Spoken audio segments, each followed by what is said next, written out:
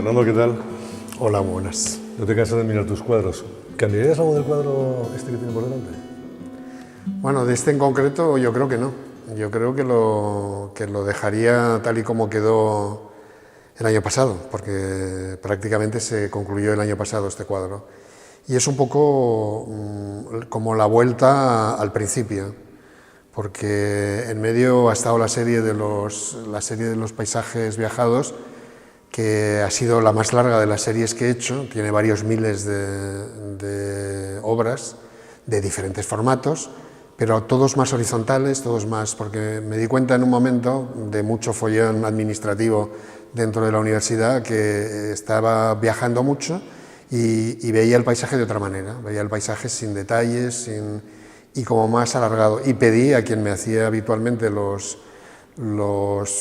las telas que me las hiciera en un formato primero de 1 metro por 30, luego de 2 metros por 50, el de 4 metros por 1 ya no hizo falta hacerlo porque piezas de 2 por 1 sí que hay, entonces es juntar dos y ya tienes el 4 por 1, pero ese tipo de obra además incluía el concepto de que no podías detenerte en los detalles, porque no estabas delante del tema para poder observarlo pacientemente, sino que tenías que dar una visión pues, como la que tenías en el viaje. Entonces esa serie se hizo muy larga, muy larga, muy larga, tanto que llegó hasta que me jubilé hace 3 años. O sea, en principio tenía que haber tenido 100 piezas, pero ya te digo, lleva varios miles de piezas de diferentes formatos, por descontado. Pero cuando vuelvo a tener tiempo para poder parar, entonces puedo hacer pinturas como esta, que son en formato del paisaje viajado, porque tiene 4 por 1, pero que llevan consigo un estudio mucho mayor del tema. Puedes detenerte en detalles, como puedes eliminar otros, por descontado, porque en esta pieza en concreto hay una tremenda urbanización en la parte de la izquierda que evidentemente en el cuadro ha desaparecido. Esto es Trama Castilla y hay una urbanización tremenda. Lo que pasa es que, claro, tienes la ventaja de poderla obviar. Estamos en el Centro Cultural Matadero, Manuel Benito Moliner, en el que hay una muestra de lo que han sido los 50 años, los primeros 50 años. Efectivamente, de tu los primeros 50. Sí. Además, que se puede ver una evolución que me gustaría que nos dejaras tus ojos y tu voz para que nos traslades cómo ha sido o cómo ves tú esta evolución de los 50 años. Bueno, he de reconocer que cuando decido que me voy a dedicar a la pintura no tenía todavía decidido que me iba a dedicar al paisaje. De hecho, en la primera exposición que hago en la Diputación de Huesca en diciembre del 68, hace ahora mismo 50 años, había casi tantos retratos como paisajes urbanos, porque entonces lo que hacía era más paisaje urbano. Pero con mucho talento, don Virgilio Valenzuela, que era mi vecino de Rellano y que me trató en el texto con muchísimo cariño, me pedía al final, y es lo que he puesto en la única frase que he puesto en la exposición, me pedía que fuera a estudiar Bellas Artes, porque la pintura es algo evidentemente que hay que estudiar. Entonces voy a estudiar Bellas Artes y sin dejar de dar clase, porque para estudiar Bellas Artes en Barcelona tengo que seguir ejerciendo de maestro, pues empiezo a pintar y empiezo a tener que decidir a qué me voy a dedicar dentro de la pintura.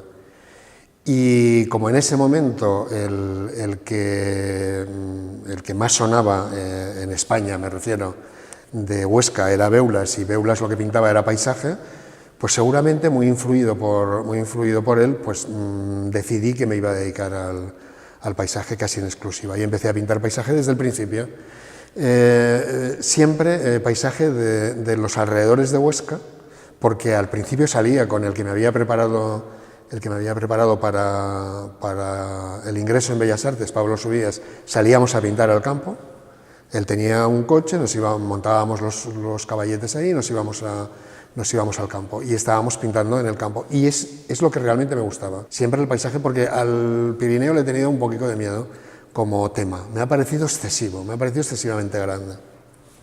Hasta hace muy poco tiempo, hasta precisamente cuando voy a Trama Castilla a exponer y me sobra 1 hora y media, y como siempre llevo el estudio portátil en el coche, pues cojo la acera hasta que se acaba y me encuentro con un paisaje delante que es un paisaje de Pirineo, o sea, puro y duro, y decido pues, que voy a intentarlo.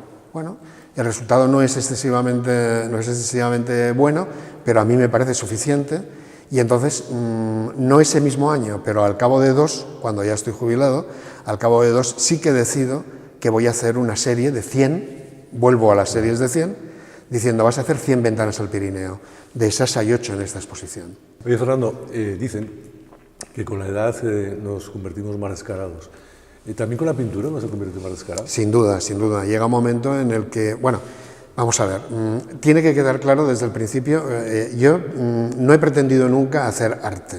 He pretendido siempre hacer pintura y dibujo. O sea, son ejercicios de pintura y ejercicios de dibujo.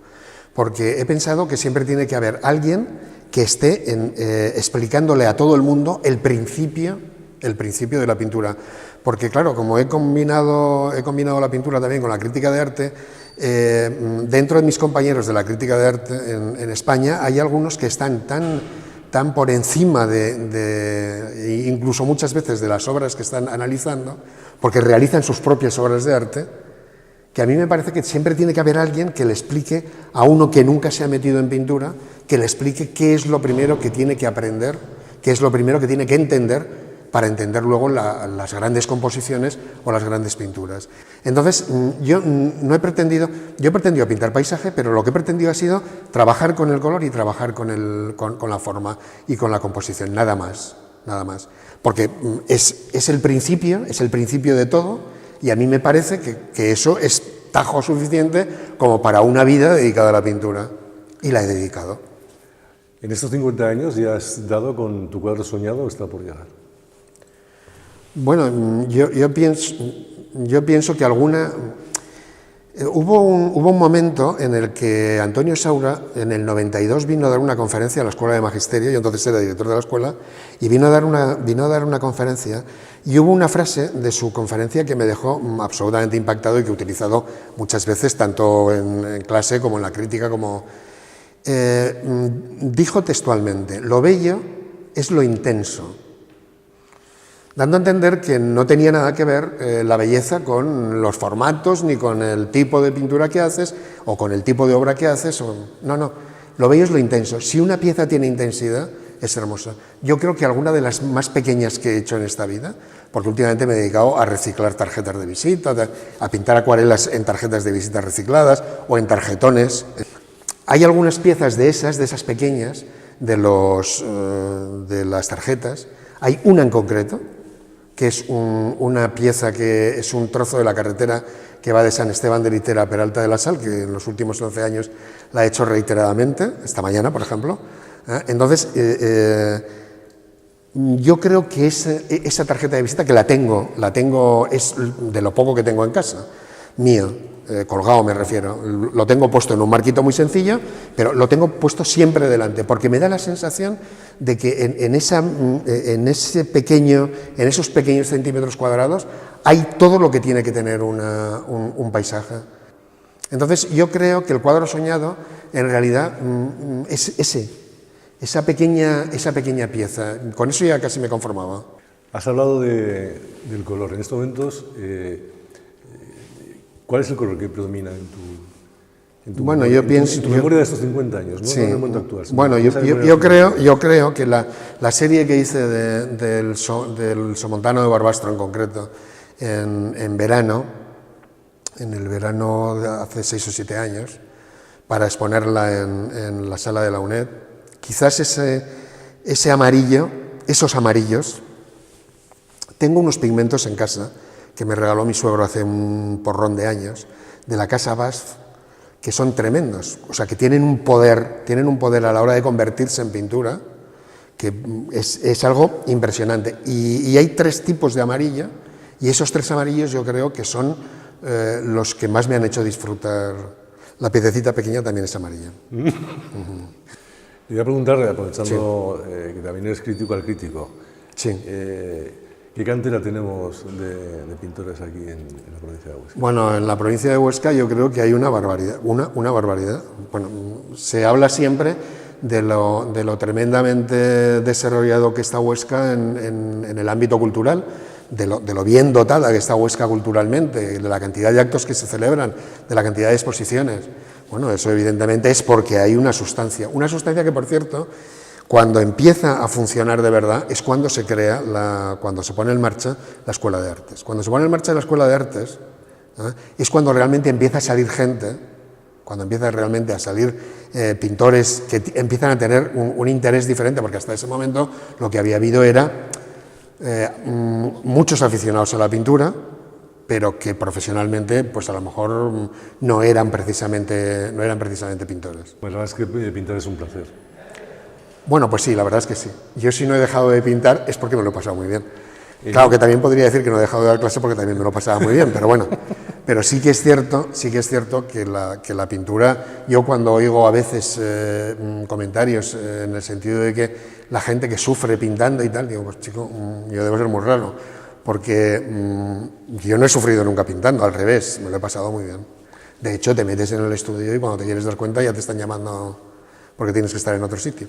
Fernando, nuestra anterior y primera entrevistada en este Sentir Huesca fue María Jesús San Vicente, que también es La Confianza, y le pedimos, sin saber a quién íbamos a entrevistar, que le formulara una pregunta. Y la pregunta fue... A mí me gustaría una pregunta. ¿Qué aportación daría la persona que entrevistes o cuál sería su implicación, su compromiso, su ilusión o su esperanza para que Huesca definitivamente alguna vez sea una ciudad universitaria? Yo creo que para que existiera una universidad en Huesca haría falta una inversión bestial, para empezar a hablar. Y esa inversión bestial yo no sé si la tendría que hacer el gobierno de Aragón, la tendría que hacer el gobierno de España, o la tendría que hacer los que queremos, o la tendríamos que hacer los que queremos que en Huesca haya una universidad de Huesca. No lo sé. Pero de todas formas yo creo que ahora mismo en Huesca tenemos que estar bastante satisfechos con la cantidad de estudios y de estudiantes universitarios que tiene la ciudad. Claro, ¿sería ideal tener una universidad con 40.000 estudiantes o 50.000, tantos como habitantes? No lo dudo, que sería interesante. Sí. Contestada hasta la pregunta y ahora lo mismo. Que no sabemos tampoco a quién entrevistaremos en la próxima entrevista. Pregunta que lanzaría, sin saber, insisto, quién es. Pregunta sobre Huesca, ¿te refieres? Sí. Pues hombre, esta vez la tengo que pensar. Piensa. Hay tiempo.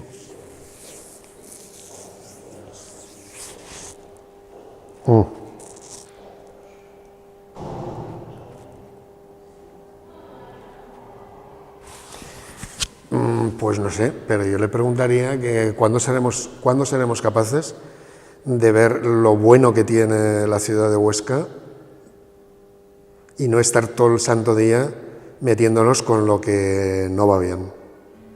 Es un placer mismo de poder haber hablado contigo. Gracias. Muchísimas gracias a vosotros.